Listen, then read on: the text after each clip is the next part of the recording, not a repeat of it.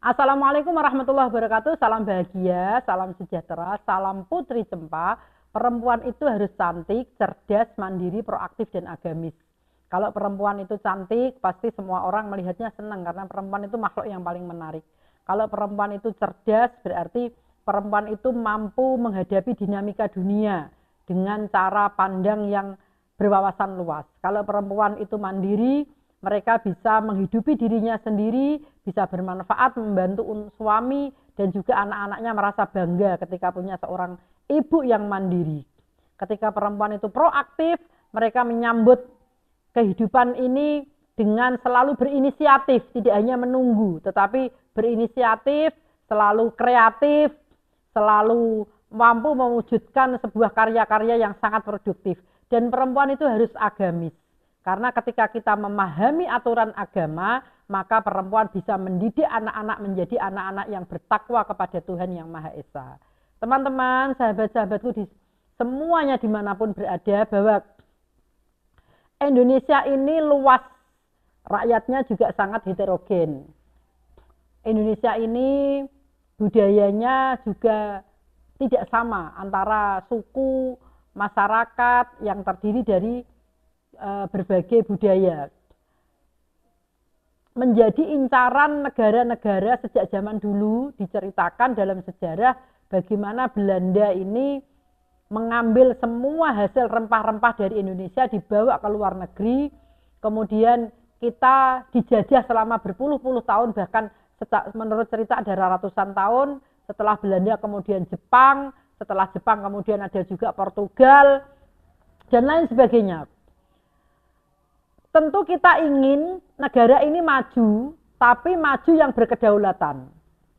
Tentu kita ingin Indonesia ini kuat, tapi kuat kokoh yang punya ketahanan atau pertahanan.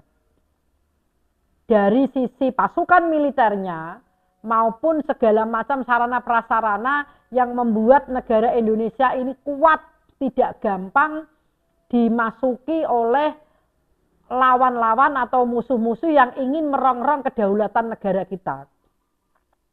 Kemarin Pak Prabowo mempunyai program yang sangat luar biasa, mempunyai program yang sangat istimewa. Ketika Bupati Wali Kota Gubernur selesai dilantik, Bupati Wali Kota Gubernur melakukan kegiatan retreat di Magelang. Apa itu sebetulnya retreat itu? Kalau dalam bahasa santri itu ada namanya kholwat. Bertapa, menyendiri. Kalau bahasa orang Hindu ada bertapa. Atau kalau bahasa orang Buddha ada meditasi. Kalau bahasa santri ada kholwat. Kalau bahasa pejabat ya retreat itu. Menyendiri dulu, diam dulu, mengasingkan dulu dari hingar-bingar tugas-tugas kenegaraan. Kemudian di situ dilatih, digembleng secara militer. Kamu itu kepengen jadi kepala desa, kepala daerah itu mau ngapain? Cara kasarannya ngono. Sampean jenengan ini loh do kepengen jadi bupati, wali kota, gubernur, ku ape do lah apa? Ape niat mengabdi kepada negara, apa sekedar urut tambahan upo? Cara gampangannya gitu. Nah, ini gebrakan Pak Prabowo yang luar biasa sehingga kita ini merasakan loh perubahan yang nyata dari bupati, wali kota, gubernur yang ada di Indonesia. Semua bergerak untuk membangun daerahnya masing-masing. Karena kegiatan retreat ini masuk ke dalam sanubari semua pesertanya. Saya juga merasakan bagaimana di Kudus, saya punya bupati yang luar biasa istimewa.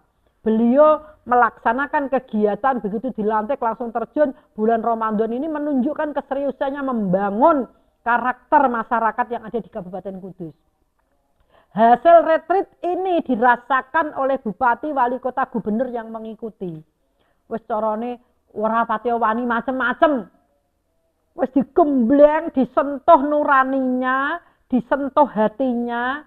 Ini loh tugas mulia ada di depan mata. Ketika bupati, wali kota, gubernur sudah memulai kegiatan kholwat, retreat, meditasi, bertapa, wajib militer, training, dan segala macam apalah itu.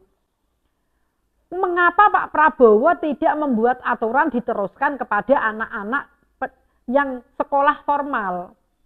Dari mulai SD, SMP, SMA, MTS, Sanawi, pondok pesantren, kampus ikut wajib militer. Minimal misalnya 3 bulan, 2 bulan. Di situ benar-benar digembleng. Rasa nasionalisme ditumbuhkan. Rasa memiliki dan mencintai negeri ini dimunculkan, didoktrin sejak kecil. Akhirnya tidak ada organisasi-organisasi radikalisme yang bisa merecoki pemikiran kader-kader bangsa. Apabila ini nanti dilakukan wajib militer, terus biayanya dari mana? Ya sudah dibebankan kepada masing-masing kabupaten kota yang ada. Ora usah sidik-sidik toko pusat, enggak. Terus kalau pusat mampu ya malah bagus. Dibikin sebuah kawasan untuk wajib militer. Di negara-negara maju kan seperti itu. Betapa nanti manfaatnya akan luar biasa ketika pendidikan karakter, mental, spiritual, moral dimulai dari kegiatan wajib militer itu. SD misalnya seminggu, SMP 1 bulan, SMA 3 bulan, yang di kampus 4 bulan atau 5 bulan, wah lumayan itu.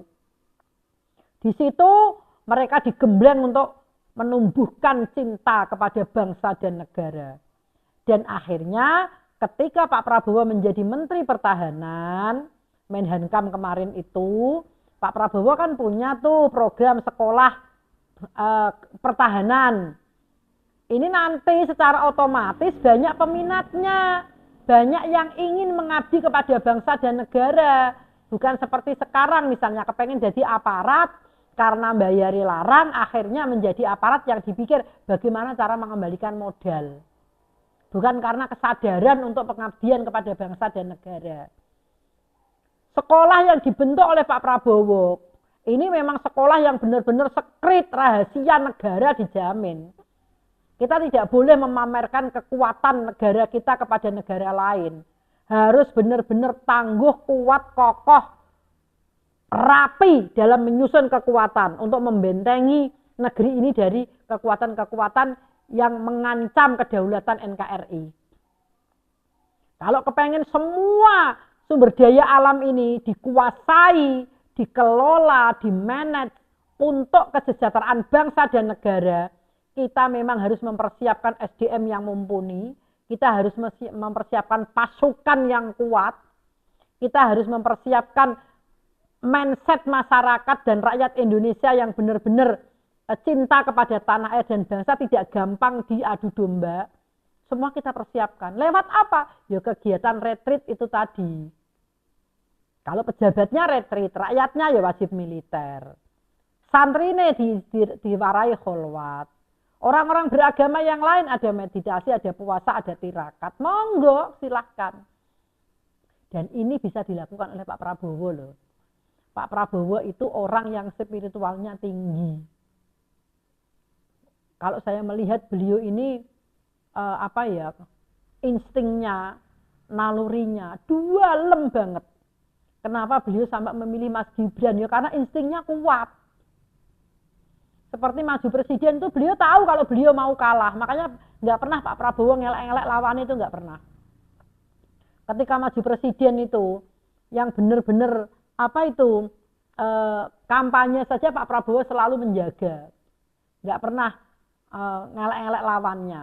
Kemarin pada saat maju presiden aja diserang sama lawan-lawannya, Pak Prabowo cuman ngece-ngece sidik, tapi tidak terlalu keji gitu bahasanya seperti calon presiden yang lain-lain itu. Benar-benar Pak Prabowo itu nuranine, hati nuraninya itu peka, lembut.